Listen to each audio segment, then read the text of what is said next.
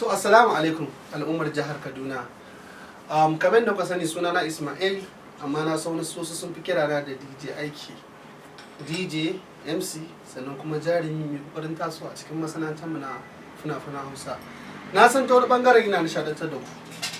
Kamar irin waƙoƙi na hasken annuri, mai farin jini, rabin jiki, a zuciya, adon samari da dai sauransu. To ina mai farin cikin gayyatan ku zuwa gurin wannan gagarumin taron da muke duk bayan shekara ɗaya. Wato Real 4MS Awards. Mun yi season 1, mun yi season 2, mun yi season 3. To in Allah yadda wannan shekarar ma ba zan bar ku a baya ba. Muna nan muna shirya muku season 4 wanda za mu yi shi 1st January 2020 idan Allah yadda. A nan inda muka saba kawo muku wannan shirin. Wato Rich Bay da ke garin Kaduna nan Sokoto Road. Da misalin karfe 2 na rana zuwa karfe 9 na dare. Don haka kar ku bari a baku labari. Akwai manya-manyan jarumai, manya-manyan 'yan kasuwa da kuma hanshaƙan manya-manyan 'yan siyasa a gurin nan.